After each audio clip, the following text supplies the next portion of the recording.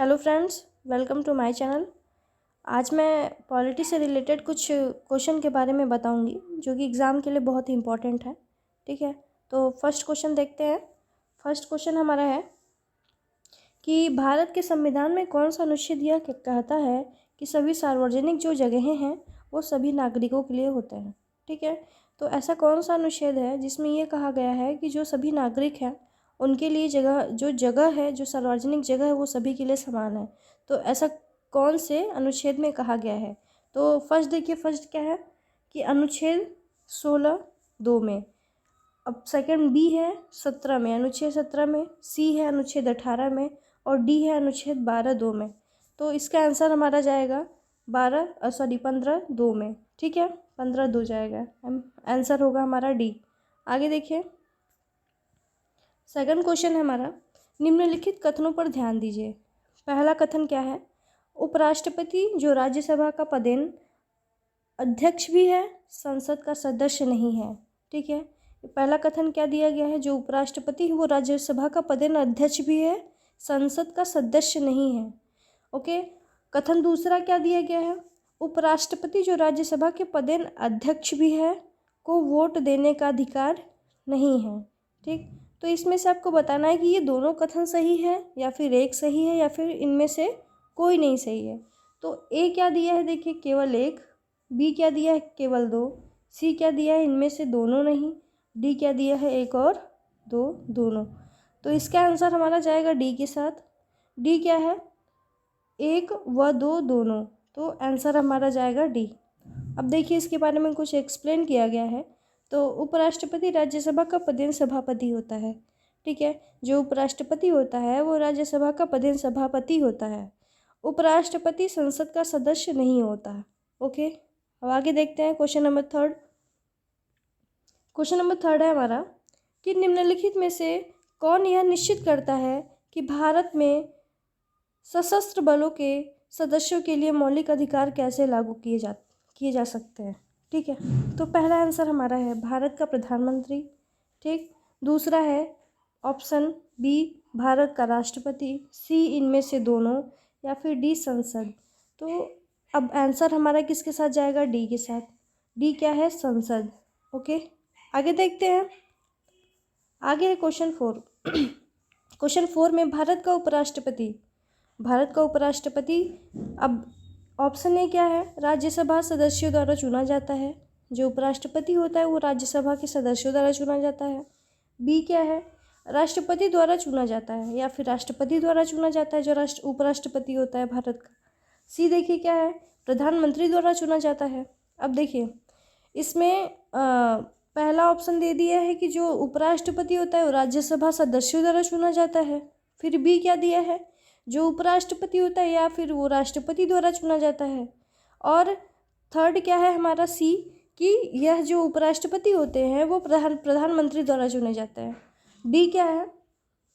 D है हमारा संसद के दोनों सदनों के लिए सदस्य के निर्वाचक मंडल के सदस्यों द्वारा चुना जाता है। तो आंसर जाएगा हमारा डी पे। संसद के दोनों सदनों के सदस्यों के निर्वाचक मंडल के सदस्यों द्वारा चुना जाता है। कौन? उपराष्ट्रपति। ओके, आगे देखते हैं। आगे हमारा क्वेश्चन 5। क्वेश्चन 5 में दिया है कि भारत के संविधान में कौन सा शब्द नहीं है?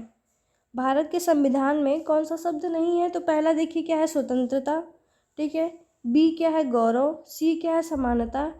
डी क्या है? न्याय। तो आपको इसमें से गौरव है, जो गौरव जो है वो क्या भारत के संविधान में यह शब्द यूज़ नहीं किया गया है। स्वतंत्रता को यूज़ किया गया है, समानता को मतलब हर व्यक्ति को समान समझा जाए ये संविधान में कहा गया है। हर व्यक्ति अपने स्वतंत्रता से जी सकता है, बोल सकता है। और डी क्या है? न्याय, मतलब सभी व्यक्ति को एक रूप से न्याय मिलना चाहिए, ये भी संविधान में कहा गया है। लेकिन जो गौरव की बात है वो गौरव की बात नहीं कही गई है संविधान में। तो आंसर जाएगा हमारा बी के साथ। ओके, आगे देखते हैं। आगे हमारा क्वेश्चन 6। यदि कोई विधेयक संसद के एक सदन में पास हो जाए, संसद के एक सदन में दो सदन होते हैं, एक लोकसभा होता है, एक राज्यसभा होता है। ठीक है, तो अगर कोई विधेयक जो है वो संसद के एक सदन में पास हो जाए लेकिन दूसरे में लंबित हो जाए तो संसद के दोनों सदनों की संयुक्त बैठक जो है कितने समय के लिए बुलाई जा सकती है। तो वो अब आंसर देखिए, ऑप्शन क्या है, बी सॉरी ए है 8 माह, बी क्या है 2 माह, सी क्या है 6 माह और डी क्या है 8 माह। तो आंसर हमारा जाएगा 6 माह के साथ, मतलब आंसर सी जाएगा। ओके, आगे देखिए क्वेश्चन नंबर 7। क्वेश्चन नंबर 7 है केंद्र राज्य वित्तीय संबंधों की जांच के लिए उपराष्ट्रपति द्वारा 5 वर्ष में किसका गठन किया जाता है। ठीक है, तो इसका आंसर देखिए, पहला ऑप्शन ए है अंतर्राज्यीय आयोग, बी क्या है अंतर्राज्यीय समिति, या फिर वित्त आयोग, या फिर डी क्या है देखिए जोनल समिति। तो इसका आंसर होगा हमारा वित्त आयोग। ओके, अब देखिए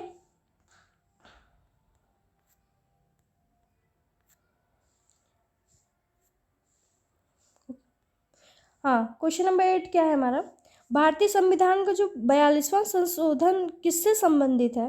तो अगर आपसे क्वेश्चन में पूछा जाए कि जो भारतीय संविधान का 52वां जो संशोधन है वो किससे संबंधित है, तो 52वां जो संशोधन है वो देखिए, पहले ऑप्शन क्या है, ए जो ऑप्शन है वो राजनीतिक दल बदल के विरोधी प्रावधान से संबंधित है, या फिर सरकारी क्षेत्रों की नौकरियों में आरक्षण का प्रावधान है।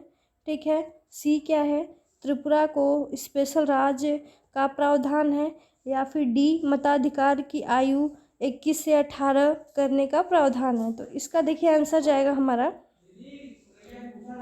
देखिए क्वेश्चन नंबर 9 क्या है, ऑडिट के बारे में निम्नलिखित कथनों पर ध्यान दीजिए। फर्स्ट क्या है, पहला है हमारा ऑडिट प्रशासन पर नियंत्रण का विधायी अर्थ है। ठीक है, दूसरा क्या है, ऑडिट प्रशासन पर आंतरिक नियंत्रण का भाग है। तीसरा क्या है हमारा, राज्य सरकारों के लेखा कैग द्वारा ऑडिट किए जाते हैं। इनमें से कौन सा कथन आपको बताना है कि इसमें कौन सा कथन सत्य है। तो देखिए ऑप्शन है हमारा ए क्या है केवल 2 व 1, बी देखिए क्या है केवल 2, सी क्या है 1 2 और 3, डी क्या है 2 और 3। तो इसका आंसर जाएगा हमारा डी के साथ, 2 और 3 के साथ। ठीक है, 2 और 3, 2 क्या है देखिए ऑडिट प्रशासन पर आंतरिक नियंत्रण का भाग है। ठीक, और 3 क्या है राज्य सरकारों के लेखा कैग द्वारा ऑडिट किए जाते हैं। ठीक है, इसमें से ये 2 कथन क्या है सत्य है। आगे देखिए, आगे है क्वेश्चन नंबर 10, भारत के संविधान में संसदीय व्यवस्था किस देश संविधान से लाई गई है। तो जो संसदीय व्यवस्था है वो किस देश से लाई गई है अपने संविधान में। तो ऑप्शन ए है यूनाइटेड स्टेट, ठीक है, बी है कनाडा, सी है जर्मनी, डी है यूनाइटेड किंगडम। ये यूएस है, यूएस, यूके, अमेरिका, ब्रिटेन। तो इसका आंसर हमारा जाएगा यूनाइटेड किंगडम के साथ, यूनाइटेड किंगडम। इसका आंसर होगा डी। संसदीय जो व्यवस्था है यह संविधान में किस देश से लाई गई है, तो यूनाइटेड किंगडम से लाई गई है। इसका आंसर जाएगा हमारा डी के साथ। आगे देखते हैं, भारत के मदरसों की स्थापना किस संविधान में कौन सा अनुच्छेद मददगार है। तो जो मदरसों की स्थापना हुई है वो संविधान के कौन से अनुच्छेद में बताया गया है, तो अनुच्छेद 30 में बताया गया है। ठीक है, अब देखिए अनुच्छेद 30 में क्या बताया गया है कि भारत संविधान के अनुच्छेद 30 के अनुसार अल्पसंख्यकों को उनके धार्मिक शिक्षा संस्थानों की स्थापना और संचालन का अधिकार है। तो अगर आपसे पूछा जाए क्वेश्चन में कि जो भारत में मदरसों की स्थापना की गई है वो संविधान के किस अनुच्छेद में बताया गया है, तो वो अनुच्छेद 30 में बताया गया है। आंसर जाएगा हमारा बी के साथ। आगे देखिए, आगे है भारत धर्मनिरपेक्ष राज्य है, यह मुख्य रूप से किस में दर्ज है।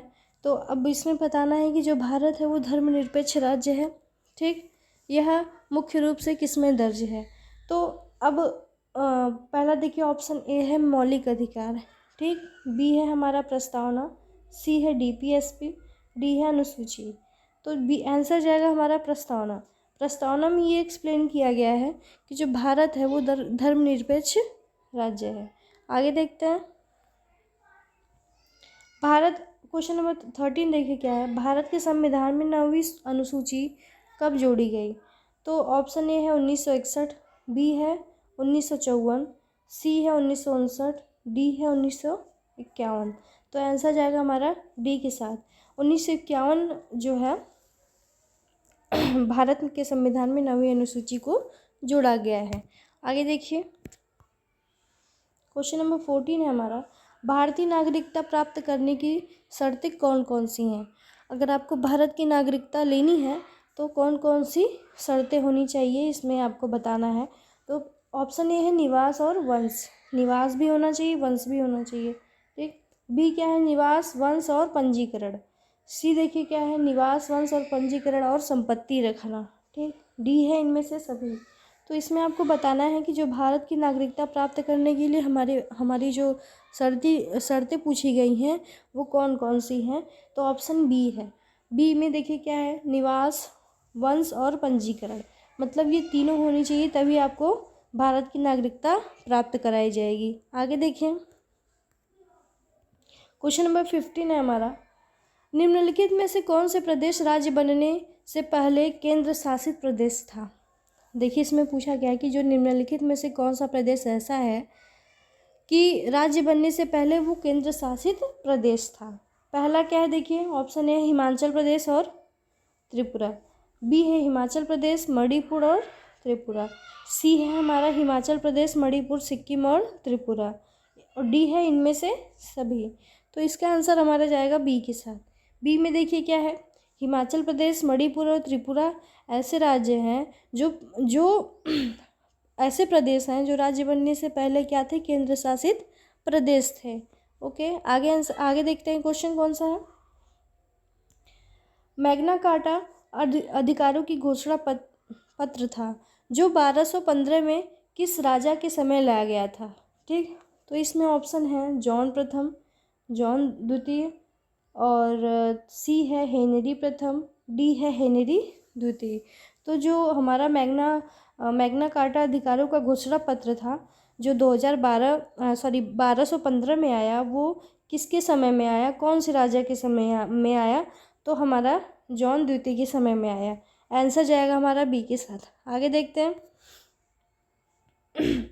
अब देखिए क्वेश्चन 17 है, जो भारत संसद में शून्यकाल कितने बजे शुरू होता है। तो शून्यकाल देखिए जो सुबह का समय होता है उसे प्रश्नकाल बोलते हैं, ठीक है।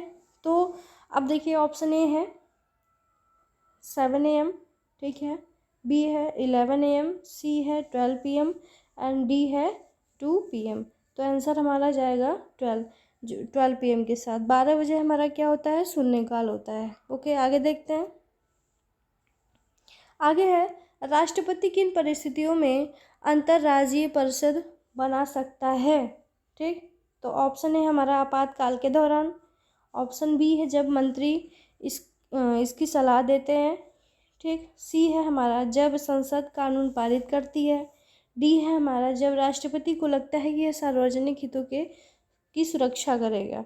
तो इसमें आपसे पूछा गया है कि जो राष्ट्रपति है वो किन परिस्थितियों में अंतर्राज्यीय परिषद बना सकते हैं, ठीक। तो आंसर जाएगा हमारा डी के साथ, जब राष्ट्रपति को लगता है कि यह सार्वजनिक हितों के सुरक्षा के लिए होगा, तो तब हमारा क्या होता है, अंतर्राज्यीय परिषद बनाया जाता है। ओके, आगे देखते हैं। आगे हमारा 19 क्वेश्चन, निम्नलिखित में से कौन से संशोधन में सर्वोच्च न्यायालय और उच्च न्यायालय की न्यायिक समीक्षा की शक्ति बहाल कर दिया गया था, जिसे 42वें संविधान संशोधन अधिनियम 1976 द्वारा कम किया गया था। तो आगे इसमें आंसर क्या होगा इसका।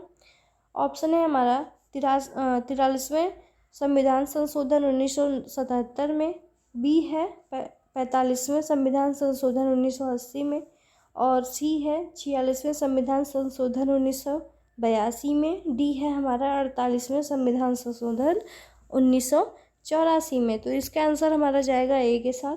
ए क्या है, 43वें संविधान संशोधन 1977। आगे देखिए,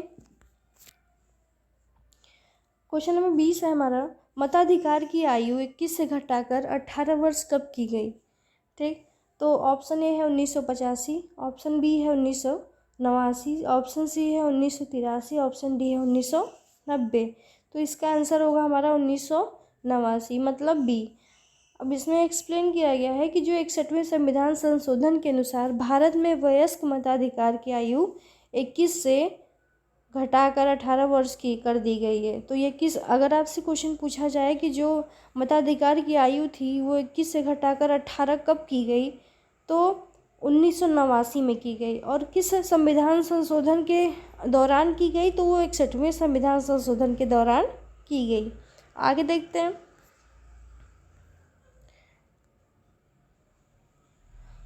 ओके, अगर वीडियो मेरी अच्छी लगे तो प्लीज़ लाइक करें, कमेंट करें एंड शेयर करें। Thank you so much.